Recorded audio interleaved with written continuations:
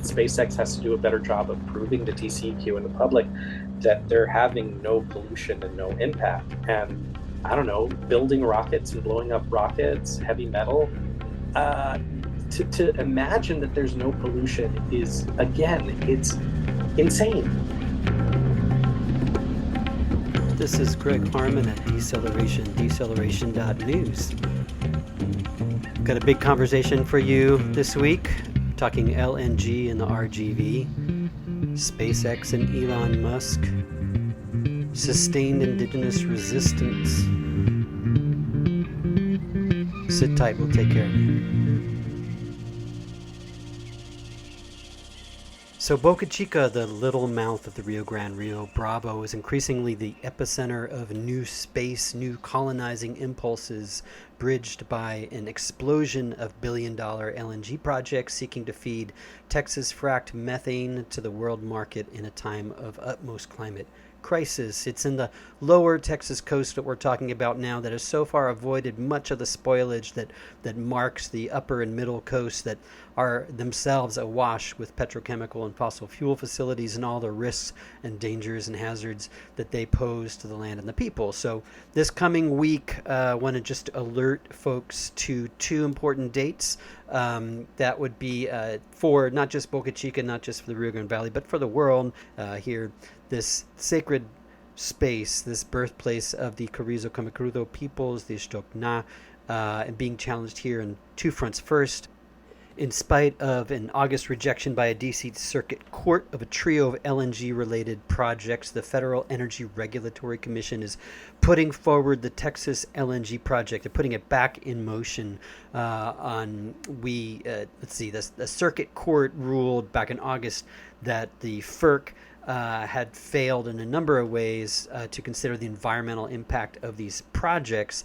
The ruling was hailed as a victory for tribal and environmental advocates who'd been fighting and suing to stop these $3 billion LNG projects, and now so those are coming back in motion. So on the 15th, October 15th, just a couple days away, where now this is Friday, October 11th, the commission is inviting public comment. So this is going to be an online deadline of 5 p.m. Eastern on the 15th. We're going to put some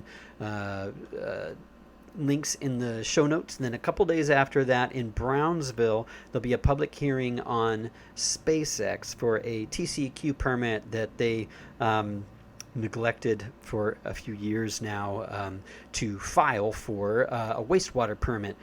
So the TCQs, there's going to be a hearing inviting folks down to attend, to speak.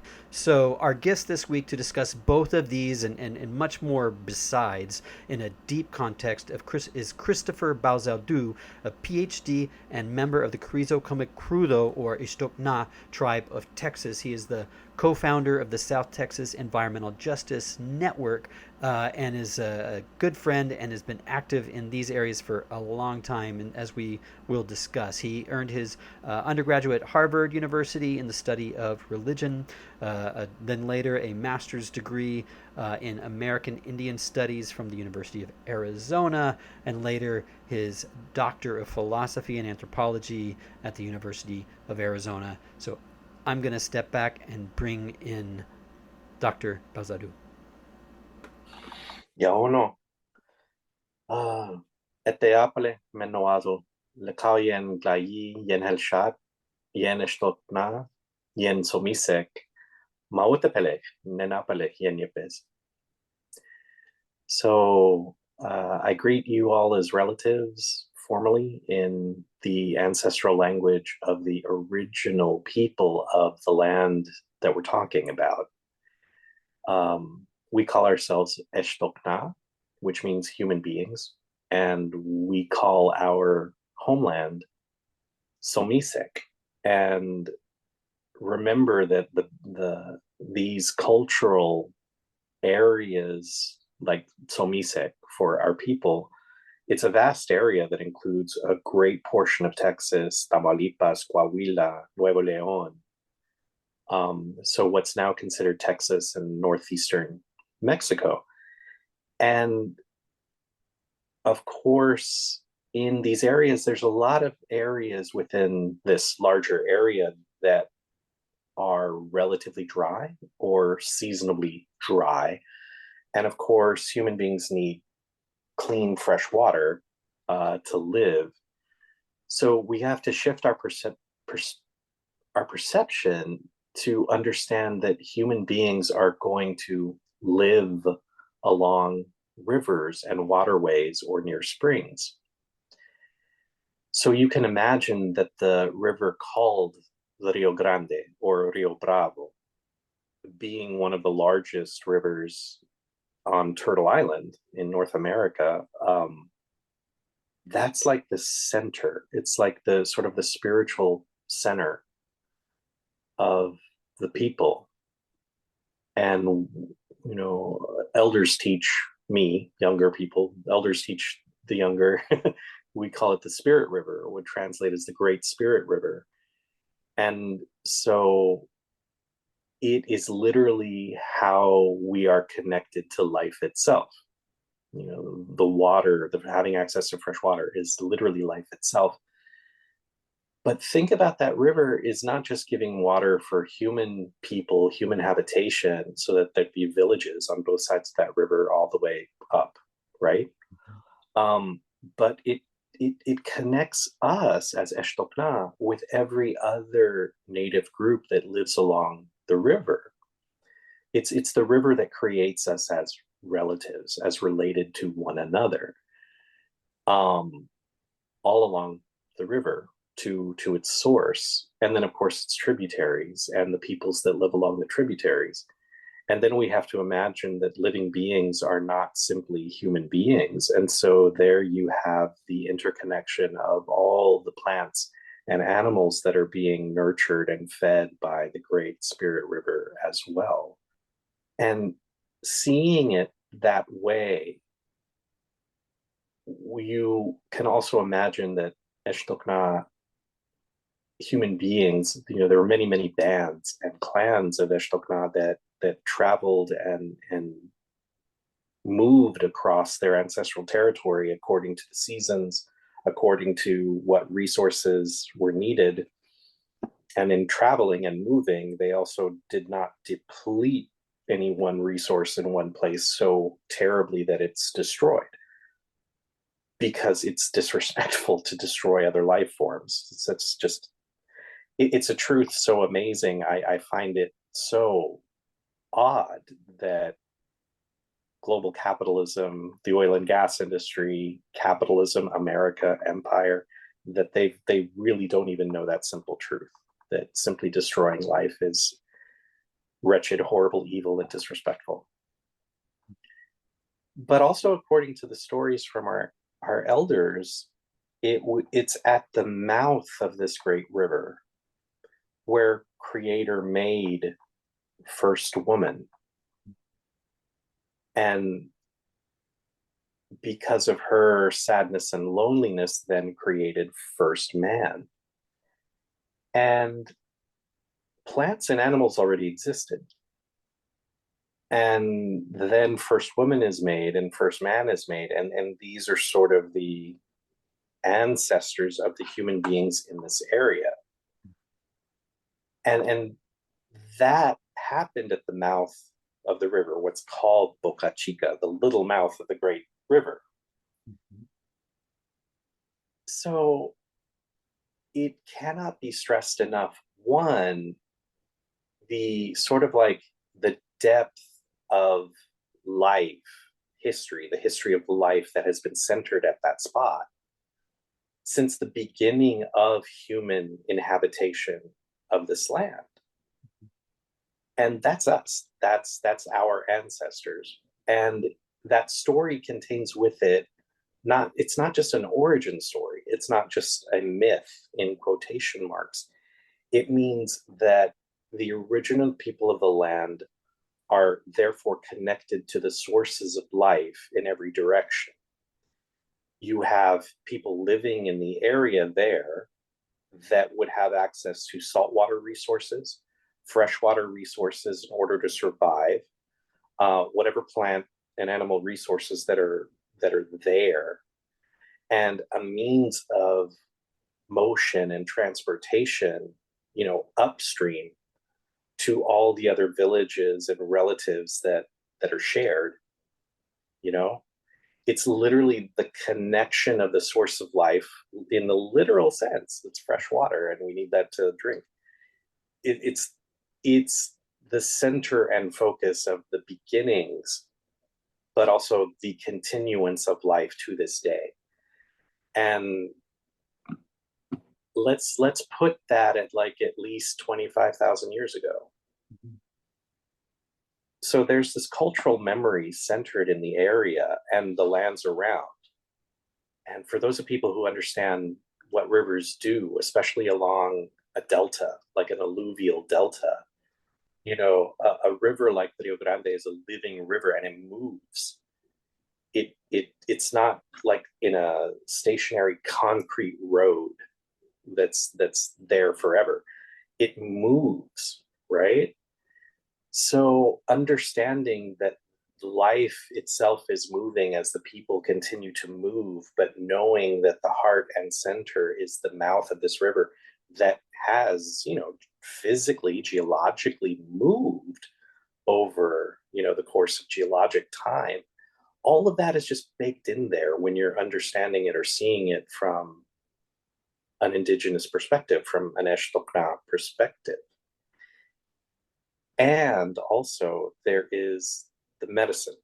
I want to mention the medicine because, of course, the medicine is this wonderful relative, this gift from creator to human beings as medicine itself.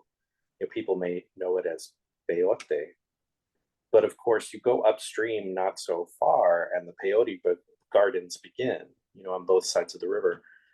And that medicine is also one of the first relatives of our people. We are the people of that medicine as well.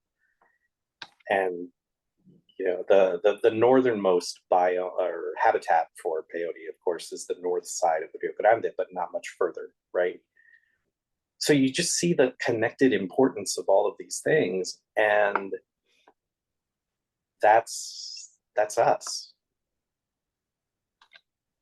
When we're looking at the area more closely known as Boca Chica Beach, what you see is this area that just always feels alive.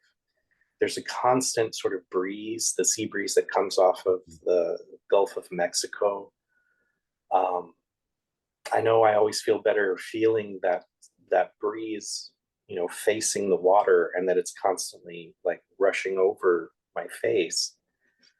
Uh, it, I hesitate to even use the word sacred because, of course, that's an English word, and it doesn't fully mean the same thing as this feeling that we can't even say when we're there.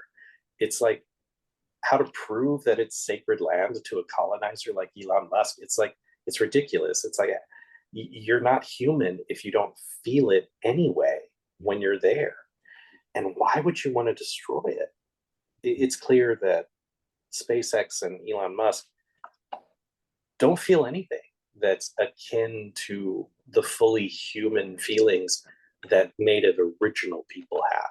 It's night and day. Yeah, and I mean, you really just highlight, or maybe to to pull this in now, but the the the damages of colonization, right? To begin with, how these lands were overrun, the genocide, the occupation of the space, and how, yeah, you mentioned capitalism, like it impoverished that river, right? So the Rio Grande is a very different river today than 500 years ago, right? Mm-hmm. Yeah. The flow, the everything about it has changed, and we can talk about, other species that are, the highly charismatic, ocelot, right? So people can tune in immediately and say, oh, endangered, these creatures are impoverished. We know that across the world, this process, colonization and capitalism, have collapsed um, populations of all species, of all wild species, right? And that's occurred here as well, clearly. But as Elon Musk comes in, it's almost like colonization. I don't want to call it 2.0 because I think there's been many reinventions of occupation and colonization. But the popular, he wears that Occupy Mars shirt. I mean, it's very much a using intentionally the same playbook unabashedly, and how do and still goes kind of like unseen by a lot of you know think probably more likely other white folks, right? Like myself, Mhm. who haven't taken the time or felt convicted enough to learn, right, Yeah. this history. So maybe can you put the context of just these last few years, like clearly, like so we have LNG pipelines facilities proposed under contest right now, the Texas and Rio Grande LNG, the Rio Bravo pipeline. The landscape is changing again rapidly, or may, I mean, the whole coast of Texas, lower coast, is seeing rapid change related to extractive industries, right? So maybe how did you and others that you organize with come to see and respond to and organize around against through Elon Musk and SpaceX? It's just one of many projects, but it's a very explicit um, framing of it. Um, well, having an egotistical billionaire or an egotistical rich white supremacist person is not new. Yeah. The creation of egotistical white supremacist rich white men is a product of colonization. It's a product of thinking that wealth in and of itself, wealth accumulation is so important that we can use genocide as a tool in order to create wealth. Mhm. Um, it's woven in and baked into the very fabric itself of colonialism and the logics of colonialism. Uh, Genocide is not a bug of capitalism; it's a feature. It's necessary for capitalism. And so Elon is just another in a cycle, a repeating cycle of colonization. Like you think of a geographic area and it gets colonized in a certain way, it gets extracted from in a certain way. And of course, there's always the need for extracting from labor, whether it be so cheap as to call it chattel slavery or it's cheapified to be wage slavery now. What you have is the constant extraction, transforming living human beings, into labor. That process is genocidal in its logic. Um, and in the case, of course, of Native America, there's a long history of committing genocide in order to steal the land and then instead of treating the land as a living Mhm. organism that nurtures all of life, considering it a dead thing upon which to build wealth, right? Mhm. Mhm. So if we look at the history of these cycles, you have a geographical area that's colonized in that way. Over time, it Marx shows us and demonstrates to us that there is a decreasing rate of profit. There's always a decreasing rate of profit.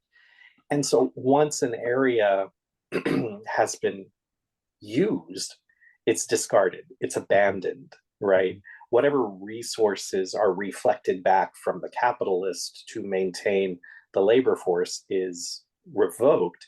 And then that group of people, that population becomes, therefore, impoverished. It comes from the abandonment, the economic abandonment after all the extraction of resources and wealth has reduced in such a way the diminishing return of profit.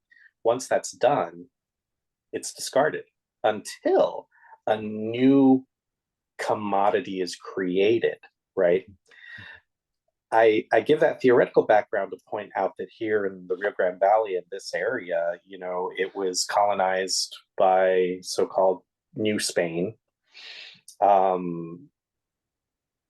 Spaniards were given land grants and they had access to all the resources on the land, but they also technically, under Spanish rule, were the owners of the native people on that land, and it was the encomenderos' responsibility to make them the labor to keep their encomienda going, their hacienda going. Okay, so that's over. And then, okay, you had all this land. The colonial empires shift their boundaries and borders, and so then it was used as ranching. So Carrizo labor here was turned into a lot of ranching labor or farm labor. Then you flip ahead into the early 1900s. You have industrial agriculture discovering, in quotation marks, the Rio Grande Valley and creating this simultaneous economic campaign with a propaganda campaign of creating this idea of the magic valley. It's like, okay, there's a river here. The soil is good because of the river. The heat is constant, so you can grow year round. So that's why it's a magic valley. And then you basically had the Rio Grande Valley bulldoze and clear cut almost like more than 90% of natural habitation and vegetation. It was forced upon creating large swaths of industrialized agriculture. And then after a while, that started collapsing, of course, in the later 1900s. And you had those landowners selling their industrial agricultural land, now very much depleted.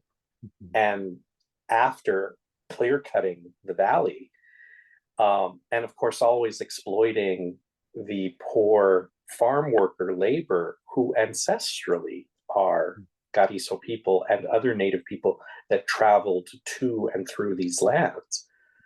But of course, part of genocide is also forcing a people to forget who they are, forget their ancestors, forget their language. And as a migratory people, I mean, you've emphasized that, but let's put the finger on that too. Like the border and these periods of colonization and occupation, turned the river, which was a space where people joined from north and south and east, and it came to as a space of habitation, turned it into a militarized zone and interrupted those long histories of migration. Right. Interrupted those histories of migration through spectacular violence, whether it be lynching, whether it be just killing and murdering. Remember, the Texas Rangers were founded to be a militia to murder Native people. Yeah. And, I see the Border Patrol as their sort of spiritual heir, their spiritual children, their spiritual evil spawn, death spawn. But yeah, so you had a period where industrialized agriculture was no longer so profitable, and then they start selling their land to poorer people, but not as poor because they can actually afford to sell the land. And then what we've had is this little blip in sort of capital production in the valley where it was real estate. Let's sell off all this cheap land. And you have this small micro boom in that. It's sort of like a low level boom, and it's sort of continuing to happen. And now it's getting latched onto by people who are being literally pushed out by gentrification in other parts of the country. They don't have enough access to capital to remain in the gentrifying areas because the capital accumulation is becoming so intense. So like predators, they're looking at the cheap land in the Rio Grande Valley and grabbing it.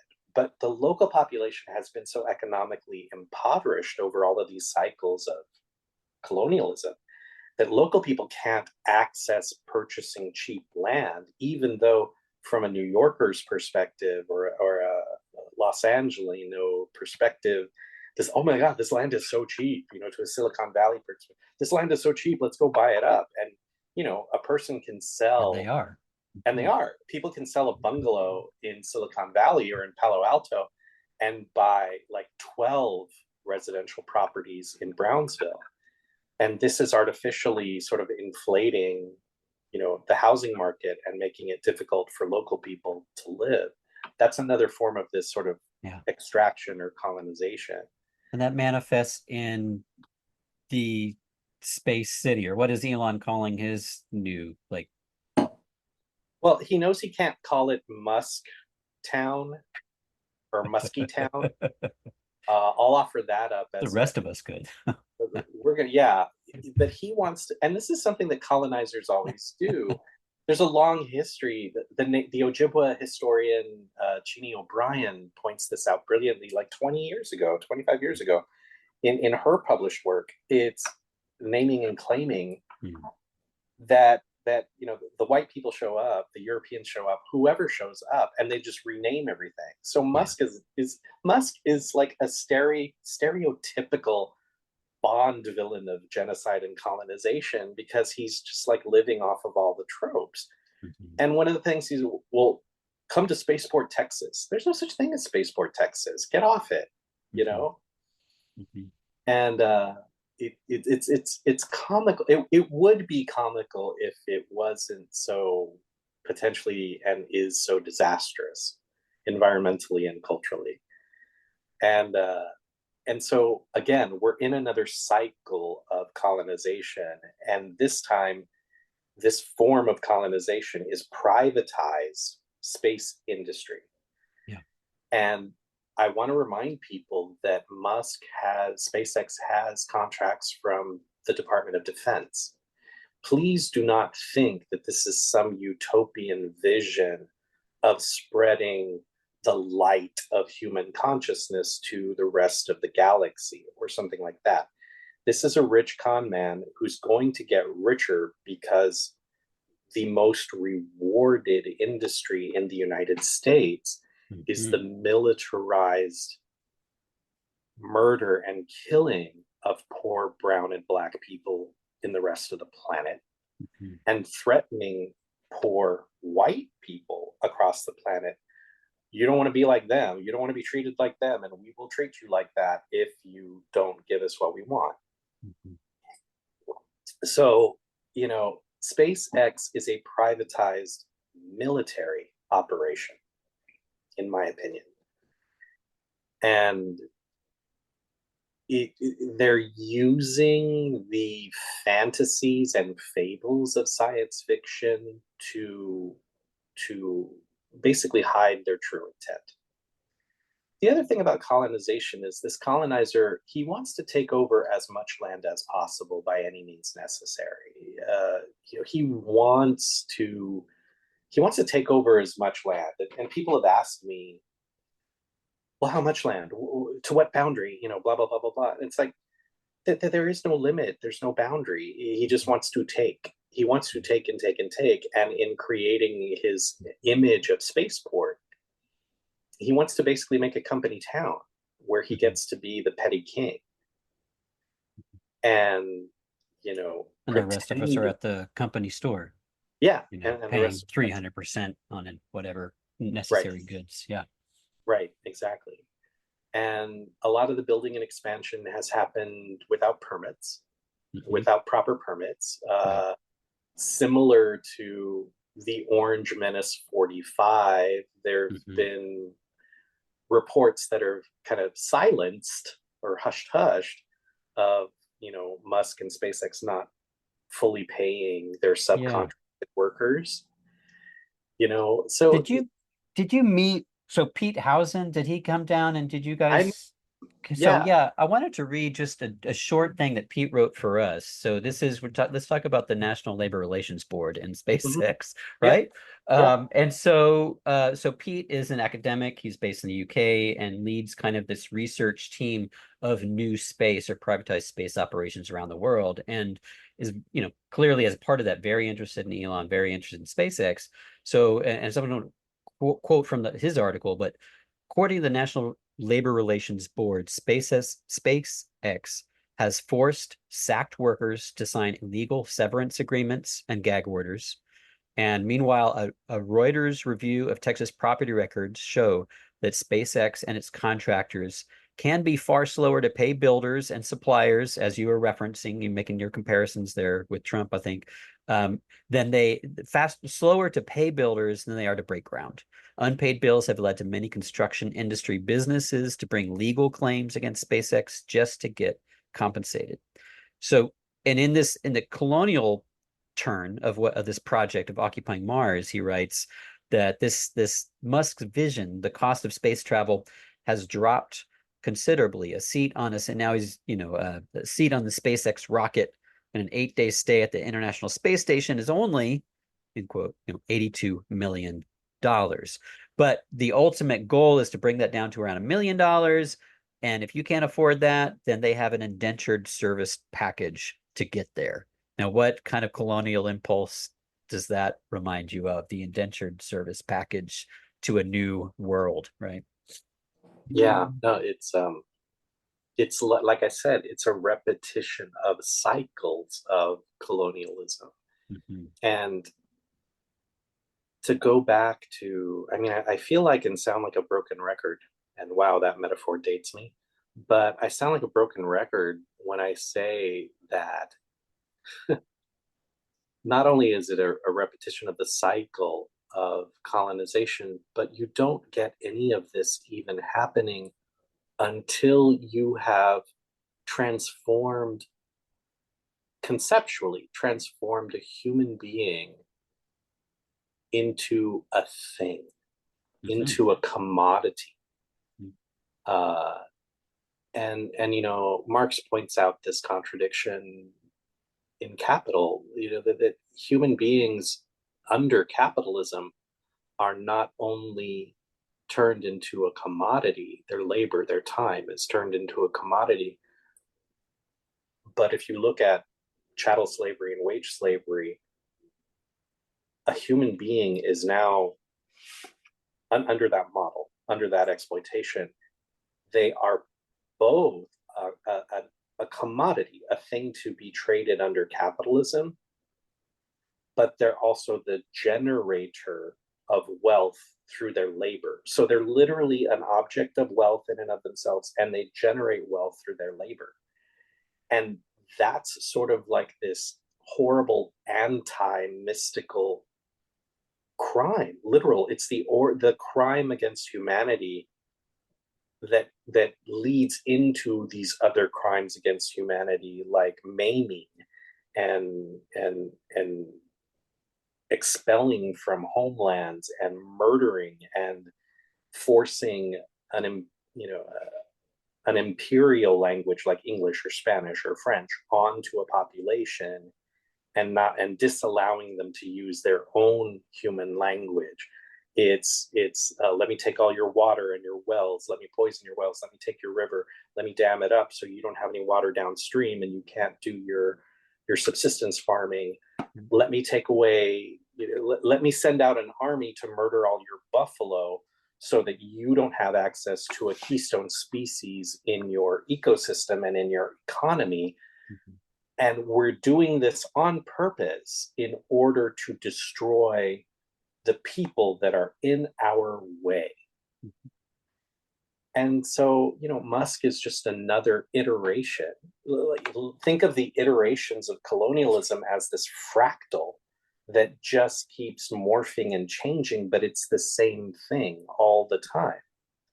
And it's not just Musk and SpaceX, of course, it is the oil and gas industry. I mean, rich white people have sacrificed Texas to the oil and gas industry, whether it be fracking in the Permian and in Eagle Ford Shale, if it's pipelines, if it's export terminals, refineries, everything.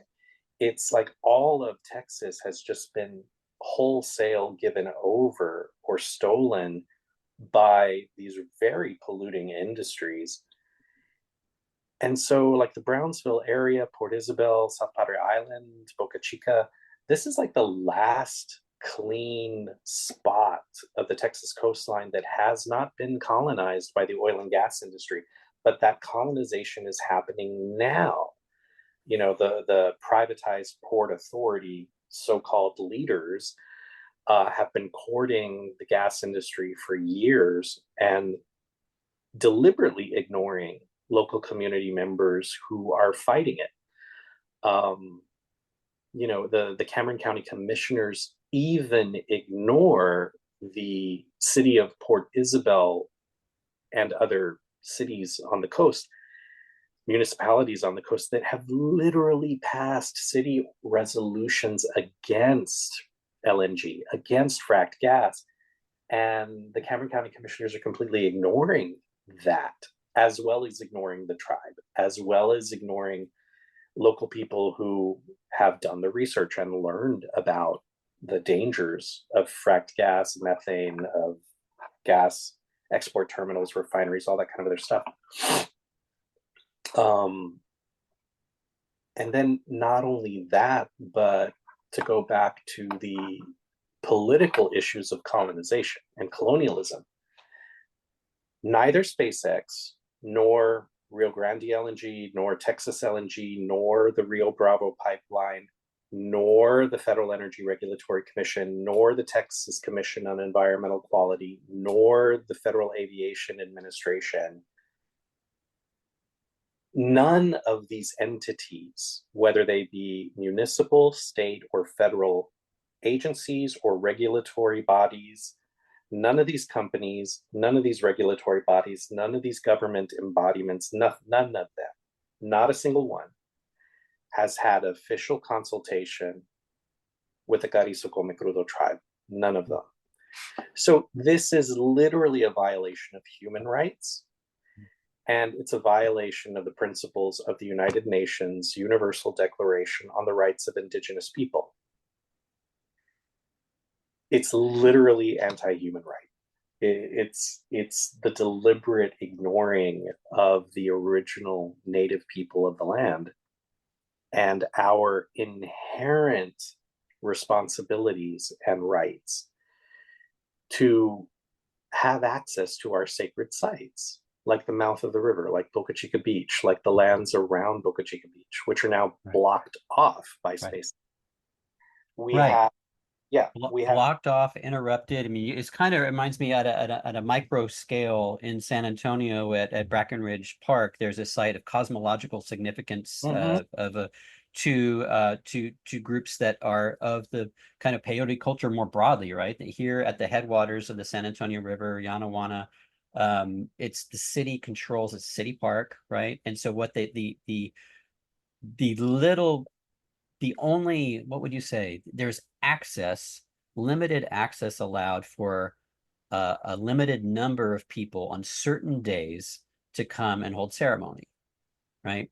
It is a space that should be operated and held collectively by Indigenous people for full access, right? But through the courts, ongoing fight in the courts, there's this very, very like reminds me a little bit of Boca Chica Beach, like whenever Musk needs to launch or whatever they do, they shut down these highways and those sites are interrupted. And I think, so this is a common, right? As we talked about these big cycles and practices and patterns of colonial and capitalist occupations. So I just wanted to draw that for people. I guess my question is related. So we haven't even talked about the explosions. We haven't talked about the pollution. We haven't talked about the incinerated birds and eggs and everything else that goes along with. It seems like that's, the soundbite that everybody probably gets about SpaceX, which is fine. I think people understand, can imagine what it's like to be under, raining debris, fiery debris, and that's just what is part and parcel with this facility. But for folks to be able to contribute as, the ally is such a kind of like a weak word, but to contribute and to support, there's two hearings coming up that I know that you've been helpful in organizing awareness of and driving people's attention towards. Do you want to kind of introduce those two hearings, what they're about, and how people can kind of engage with that? Sure. And forgive the timing of this recording. Here we are recording on, what is this, the 11th of 11th. October? Yeah. So the first one I want to talk about chronologically will be October the 15th, which is Mhm. coming up very quick. Yeah. But we are trying to, we're not the only ones. The South Texas Environmental Justice Network, based here in Brownsville, we're not the only ones trying to organize comments for it. But the Federal Energy Regulatory Commission is the rubber stamp of the federal government that is facilitating the colonization of lands for the oil and gas industry. Um, Over the years, I'm also giving a little context. Over the years, when the fracked gas export terminals were proposed for the port of Brownsville, community members immediately, started organizing. As soon as the news was public, community members started organizing against these destructive, polluting projects, and so that fight began in 2015. Around then, I was not living in Brownsville at the time. I grew up in Brownsville, grew up in Corpus Christi, but I was living in Oklahoma at the time. And I was in solidarity while I was in Oklahoma with Native fights against pipelines there, like joining Choctaw Nation resistance to pipelines in Oklahoma, joining Native student resistance at the University of Oklahoma against pipelines, and of course, the investments at the University of Oklahoma in the oil and gas industries. Um, but when I, for reasons about life, ended up back in Brownsville again, it was in a conversation that I was having with the chairman of our tribe, the chairman of the Carrizo Comecrudo Tribe, Juan Mancias. He was giving an online presentation about experiences at the resistance of Standing Rock. And so the moderator of that online forum is a Comanche gentleman who had been involved in Standing Rock for a long time. Juan Mancias had been involved in the resistance Standing Rock and made multiple trips up to North Dakota for that resistance. I spent only a week at the resistance of Standing Rock because the job I had at the time, that was my time off. I put it Right. into 1 week and was I had a able. very similar experience. Yeah. Yeah, and then I had to get back to work. um, anyway, but so people were reminiscing and talking about the political instantiation and the spiritual revival coming out of the resistance of Standing Rock, and of course creating bonds of solidarity and struggle across Native nations lines, right? Mhm. Across different. And so, after the presentations and going into the Q&A, I'm communicating with Juan, uh, and he's like, "Oh wait, you're in Brownsville now?" Yeah, now I'm not in Oklahoma anymore. I'm in Brownsville. And he says, they're proposing LNG export terminals at the port of Brownsville. I said, hell no. And he Mhm. literally said, okay, go find Becca Hinojosa Yeah. and go find her and, join the fight. And so I Mhm. did. And so that was, late 2017. Yeah.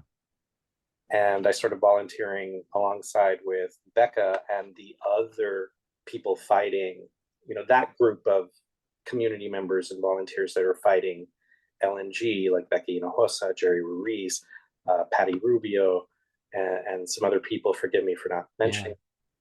And That was such an interesting period, yeah, because what I remember is there's so many solidarity. So Standing Rock, again, to go back, I mean, this is the Nakota peoples. There's a pipeline that was going to go through a majority white city up there, and then it got rerouted under the primary water source up there, of Native folks, and became an international, I mean, just this huge encampment, the attention that it gained. I mean, I think there was it's just sparked. It was one of those moments that the the consciousnesses of, you know, people around the world were just kind of shocked and were drawn to that space, for good and for ill in some cases, I think, the people that showed up.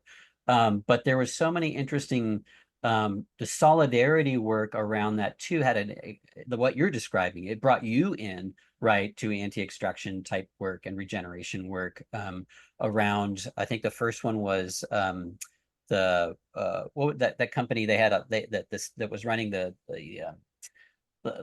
Dakota Access Pipeline, so named, a similar one in West Texas, right? It was like the first one that was going to penetrate Big Bend. This very, you know, for folks who are living out there, kind of a shock, because it was largely untouched by oil and gas, and they've now had to pay their tithes to that monster.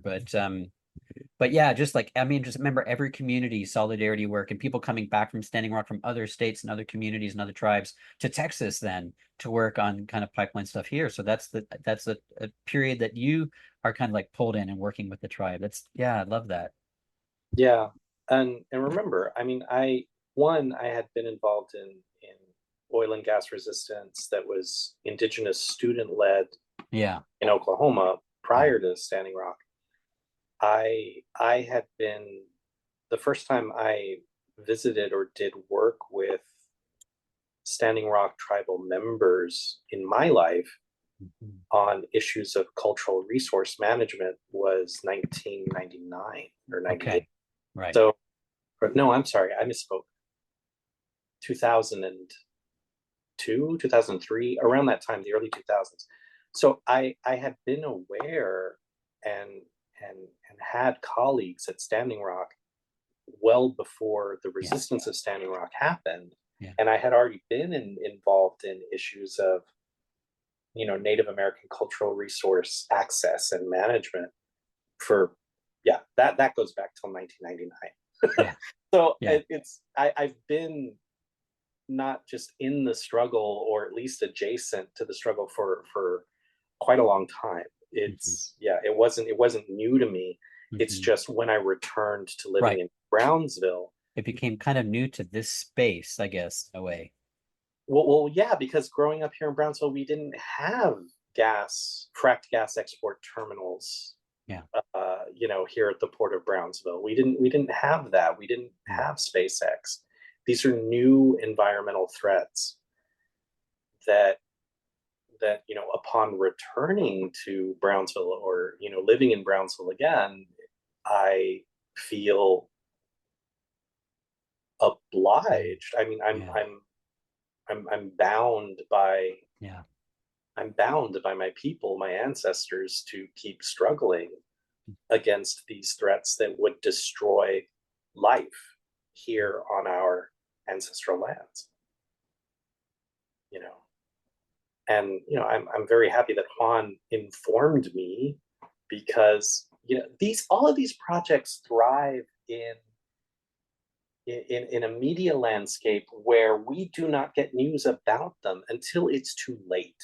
Yeah. We don't get news about the proposals very often. It's like the media is complicit in colonialism and genocide, not just in Palestine right now, or Congo, or Sudan. It has been complicit in genocide of Native people since the invention of journalism on Turtle Island. It has been a tool of manufacturing consent for the genocide of Native people and the theft of Native lands.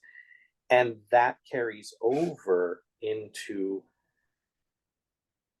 this hierarchical notion that there are people that are disposable, right?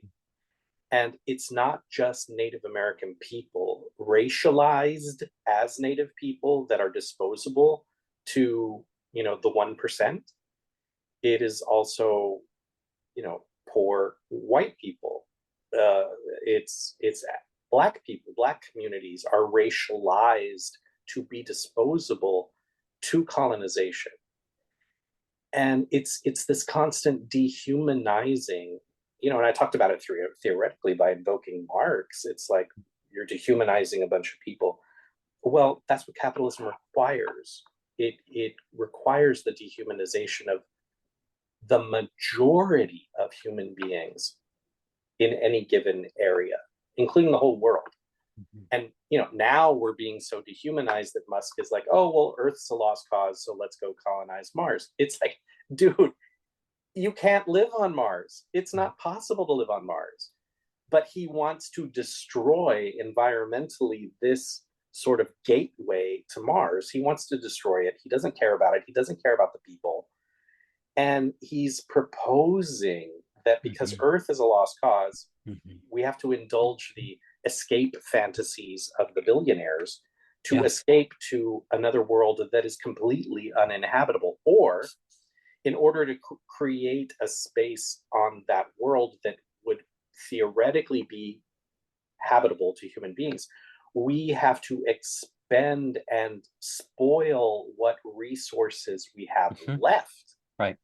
So accelerating the death of the Earth in order to fulfill an escape fantasy on Mars. It's the ultimate ethnic cleansing project. I mean, right. But this is the logical conclusion of settler colonial capitalism. It's the logical conclusion. And that's why it has to be shed. That's why we have to renounce all of it and, come together to create or recreate respectful relationships that include the entire ecosphere, all other species, and human beings, not human beings hierarchically over all other plant and animal species. And then within the human hierarchy, this 1% of psychopaths and sociopaths that have had no moral barrier to accumulating so much, to murdering people in order to accumulate so much wealth. Back to the oil and gas industry. That's what oil and gas execs, that's who they are. They will murder people. And that's how the United States government is. They will sacrifice and murder people as policy in order to make sure that a very small number of imperialists accumulate all the wealth, right? And that's the mentality of Musk. That's the mentality of these oil and gas projects. And so now you see why I say I felt duty bound or honor bound to join the resistance. I have my own issues of, health issues and depression and stuff like that. And so, there's days that I can do a lot and there's days I can't do much at all. And I feel ashamed of doing so little sometimes. But I have to say, I'm doing what I can in the moment. And because I can't shed that responsibility. There was a comment this week. So on this kind of anniversary time, there was a Palestinian two meetings, sort of a teach-in here locally in San Antonio, and then a press conference on the steps of City Hall to try to expand the lens by which we see what was October 7th, right? And I think one of the organizers just described it as a jailbreak, which seemed appropriate because we often talk about, and we come to understand when we look just a little bit closely, that Gaza is, one of the largest open air prisons on the planet, right? And so I raised that, well, one, because Valero Energy and their export, they're the primary fuel going out the Gulf Coast of Texas via Corpus, fueling that genocide, right, with their military fuels for the state of Israel.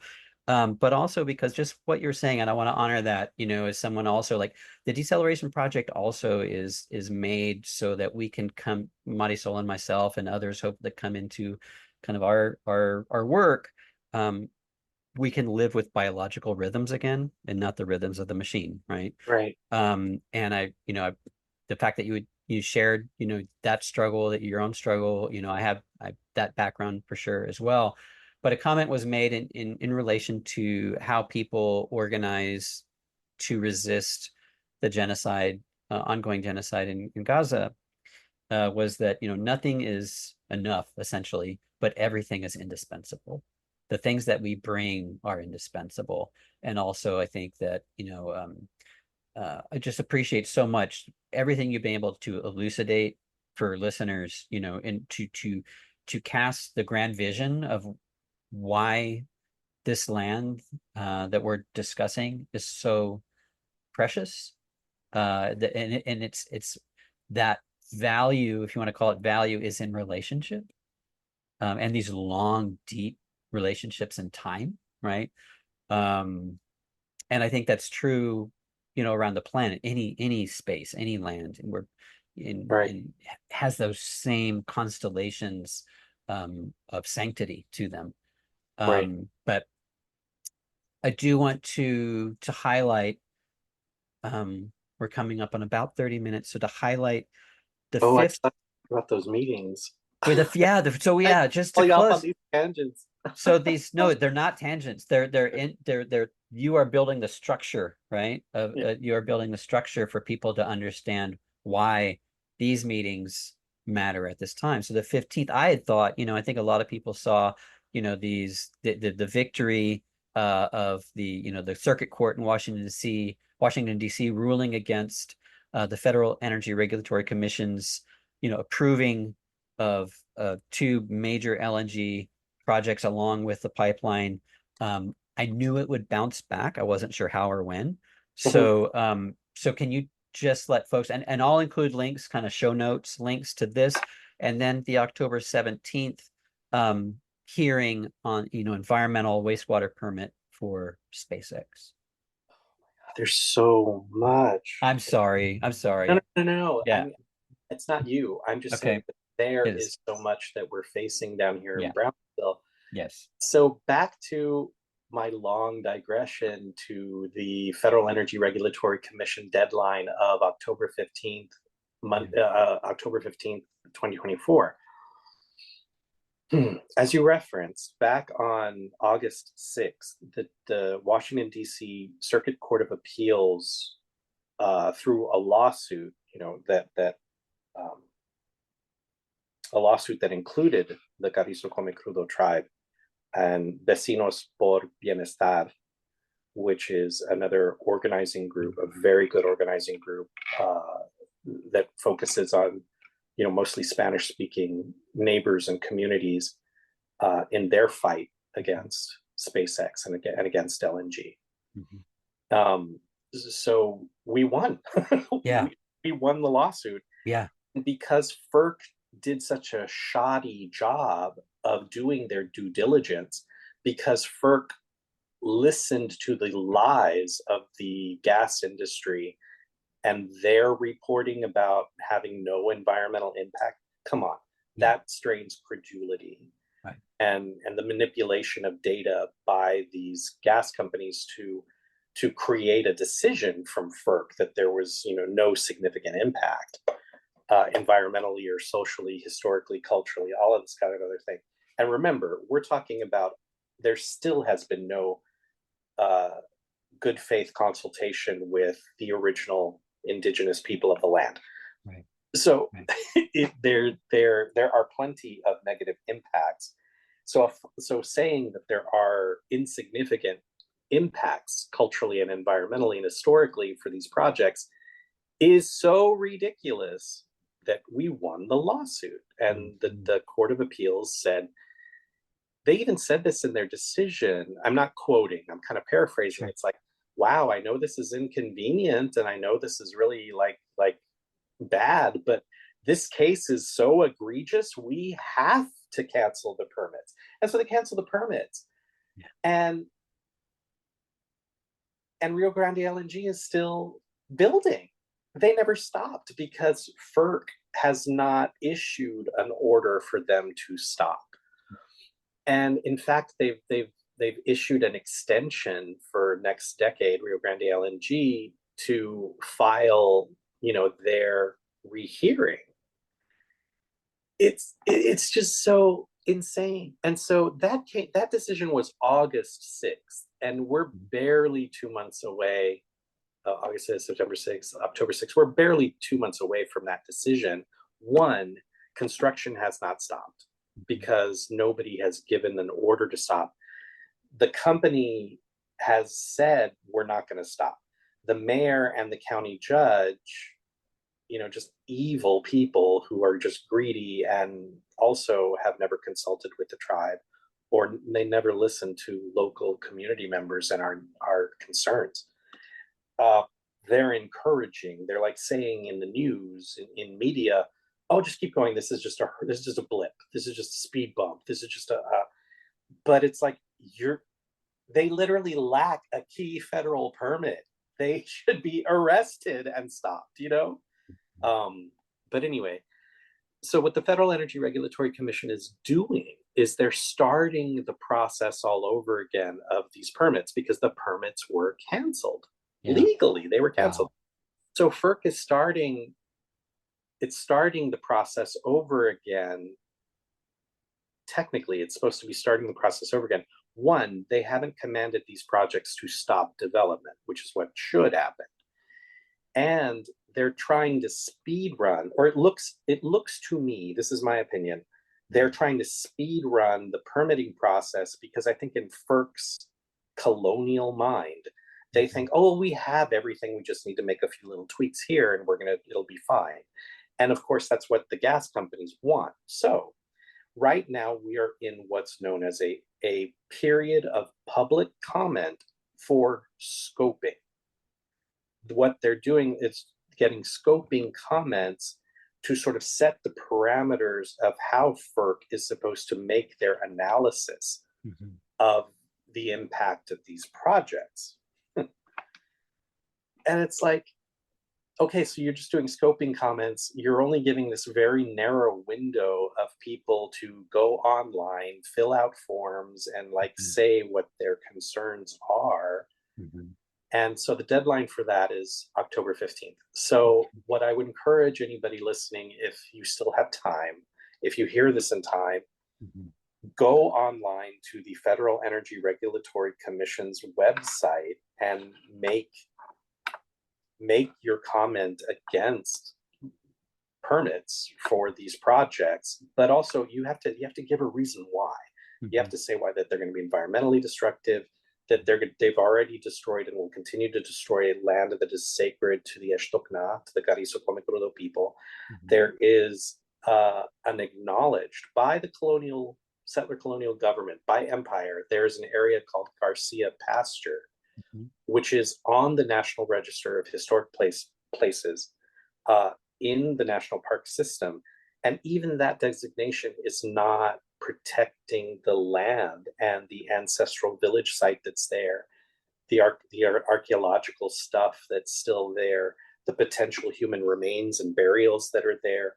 They wouldn't be there anymore physically, but the memory of the burial of placenta and umbilical cords of Native people who were rooted in that area, in that spot.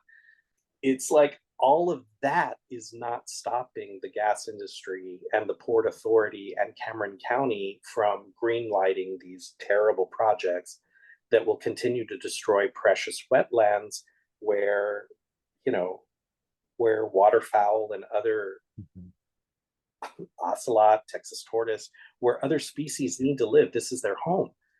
So, if people can make your concerns known in the scoping comments, because these are going to be the comments that FERC processes to make the parameters of their analysis. And the fact that there would be a deadline for that so soon. Yeah. And it's just been relentless. These past few months have been relentless in how we have to organize and desk jockey, keyboard warrior, whatever you want to call it, that we've had to do this. And this is a group effort. I am not the only one doing this work. I might be one of the least people doing this work, but we're doing it, Yeah. And on the LNG, the broad swipe of that also, I think it's important for folks just to remember what we're talking about. We're talking about liquefied natural gas, which is essentially methane, which is one of the most potent of the greenhouse gases that we know have to be, we need to cap, right, and end all additional fields, immediately of fossil fuel extraction and begin to wind that back, right? If we're going to be able to avoid, I don't know what this term is anymore, but like the worst manifestations of the climate crisis, like we're in those, right? We're already kind of In the, seeing that opening up in front of us. But so there's and the issue I think with LNG that I also hear expressed, which I think is important for folks, is that this infrastructure is so costly, and these networks of infrastructure, right, where you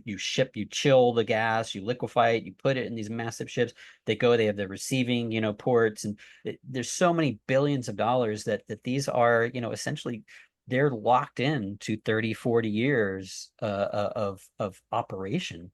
Mhm. If they get going to begin with. So yeah, stopping them before they get going is incredibly important. And for all the reasons that you shared. Now, 2 days after the 15th, there's another hearing. So we go back to that subject of SpaceX. Right. So on the 17th here in Brownsville at Brownsville Sports Park, starting at 7 p.m., the Texas Commission on Environmental Quality is hosting public meetings about SpaceX's application for wastewater permits. So there's two permits. There's the wastewater permit of, okay, it rains on your parking lot, and that's wastewater that goes off into the land. It's the simplest, easiest water permit that any company, development organization, apartment complex, anybody Yeah, does, and right. has to fill out with TCEQ in the state of Texas. Um, and SpaceX broke ground in what, 2015 or something, and they never applied for this permit. Like the Yeah, one permit everybody is supposed to fill out, right. they never applied for it. So they applied for it on July 1st of 2024. I want to highlight SpaceX's complete flagrant disregard for all regulation, Right. environmental especially, all Yeah. regulation. And of course, still no consultation with the original people of the land. They're destroying a sacred site. Yeah. They're poisoning sacred sites without consultation, without consent. There's no free, prior, and informed consent on this. Um, the other permit is a permit for the wastewater produced by the so-called Mhm. launch deluge Yeah. system. Yeah. Okay, so SpaceX has launched 4 times without a permit for the deluge system. Well, okay, there was no deluge system in the first disastrous failure of a launch that destroyed the launch pad itself. Debris from that launch pad fell on my own apartment 20 miles away. Wow. I literally could hear it pitter patting on my roof. And it's like these people are insane to think that there are no environmental consequences. The FAA, the Federal Aviation Administration, did a formal finding of no significant impact for the environmental destruction of SpaceX. It strains credulity. These people are just lying. They're just lying. Mhm. Anyway, so the first one, there was no deluge system. And I want to say, Musk is not a genius. There have been water deluge systems to dissipate the force and thrust of launch in the shuttle program. We've been using that technology NASA's been using that technology for decades, literal Mhm. decades. Mhm. And this supposed genius engineer didn't build those safeguards into the it's like, oh, let me just move fast and break things. He Yeah. doesn't care. Yeah. He Yeah. doesn't care, and he's not a genius. He's just doing whatever he can to get people to give him money and make him wealthy. He'll Mhm. say anything and do anything to do that. And so this very simple, I mean, you don't even have to be an engineer. You just have to be like a smart kid in a science class to know, well, if you're launching rockets, you probably need something to dissipate the energy of, he's bragging, this is the most powerful rocket in the history of humanity. And you didn't have a deluge system in place. You Mhm. didn't have an energy dissipation systems, plural, in place to dissipate that energy. Anyway, so SpaceX builds the deluge system without a permit to build, and they did not have Wow. a permit for the water. Mhm. And Musk, in his best chicanery and his con man ness, well, this isn't polluted water. It's not wastewater. I mean, we use potable water. This is drinking water that we're using. Okay, how long has the Rio Grande Valley been under drought conditions? And you're taking drinkable, potable water and Yeah. wasting it just for your rocket vanity project. But hey, guess what, Mr. Not Really a Genius? Even if you're using pure distilled water in your deluge system, the moment it's used to dissipate the energy from a polluting rocket launch, it becomes waste. It becomes toxic waste. And you're just allowing that to like seep into the Boca Chica State Park, into the wildlife refuge, to just get into the ecosystem. And you think that this is clean water. It's not. It's literally polluting once it has been used in the deluge system. And so he's trying to get a permit to sanctify and allow that pollution. They're saying that, you know, they're going to try to catch the water so they could keep on reusing and recycling the water for other launches. But in the permit, there's no lining. There's no lining. They're not putting in a lining of the pit to collect. And there's no way that they're going to be able to collect all the water. It's going to run off, and some of it is transformed into steam. There is no way to recollect all the water. But they're applying for a permit. I was reading through the permit. I haven't finished reading the permit. It's like 1,000 pages long. You know, they're doing a half-assed job. They're doing a real half-assed job. I don't believe them when they claim that they've done data collection on contamination. And if they had, at least I haven't read it in the report. Who did you contract that to? Are they reputable? In one of the parts of the permits, they said, "Well, how did you collect the data for storm rainwater, like for just rain coming down and then spreading water?"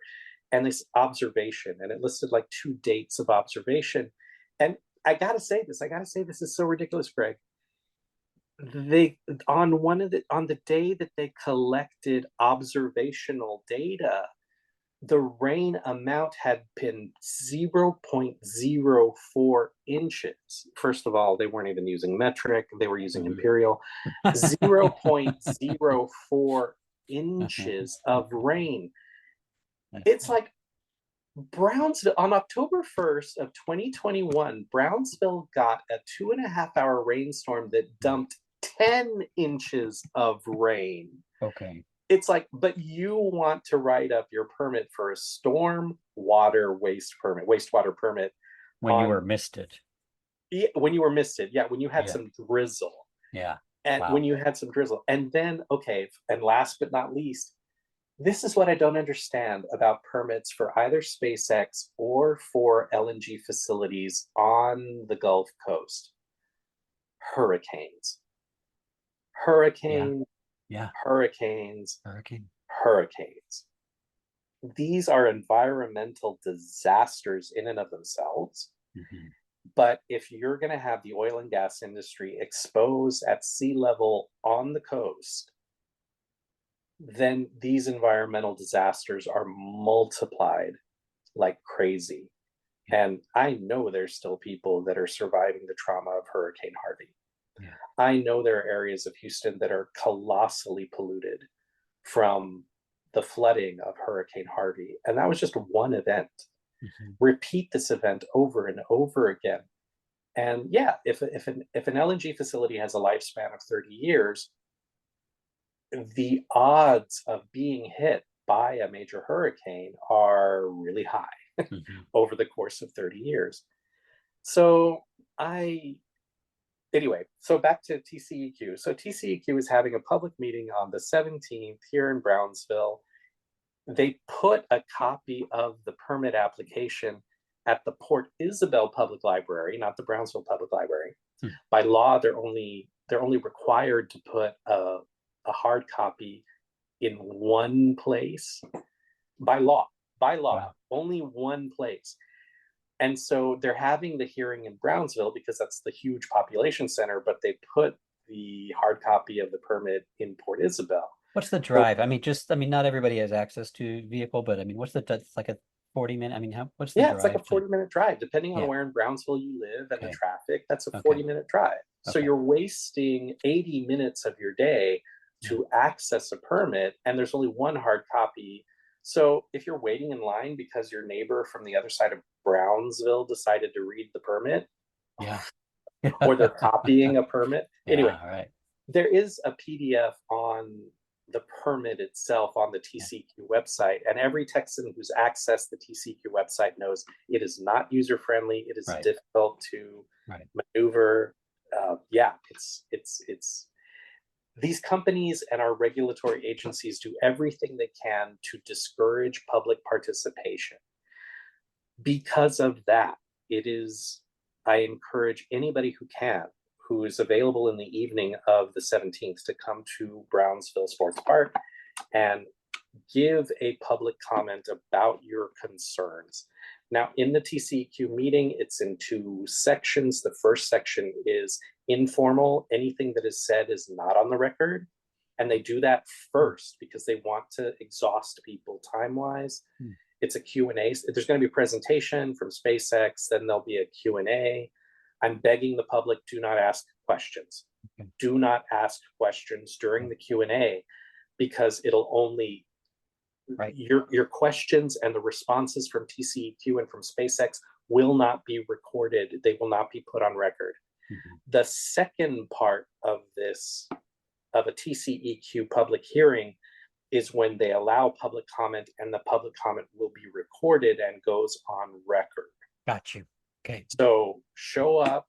It starts at 7. Don't leave. If you're in line, don't leave. Where we heard that before.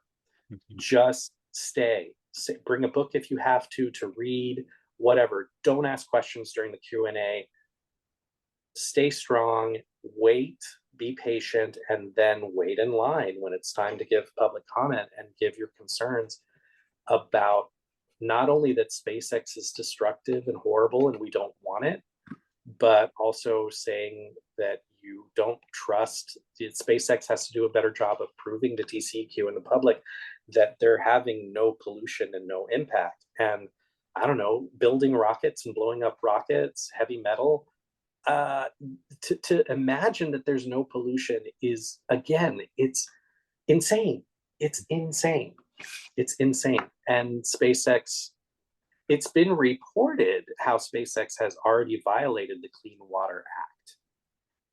It's been reported by other journalists, and that not only has SpaceX been polluting the water and polluting the land in the area for years now, it's like, you look at the fees and fines that SpaceX is given, and they're not even slaps on the wrist. It's insane. There's like 1,000 reasons to fight SpaceX, and there's not one good reason to have it. I also just want to add in there that I cannot, every time I've ever tried to go to offer prayers or give offerings at the mouth of the river, which is our creation point, I have always been harassed by Border Patrol.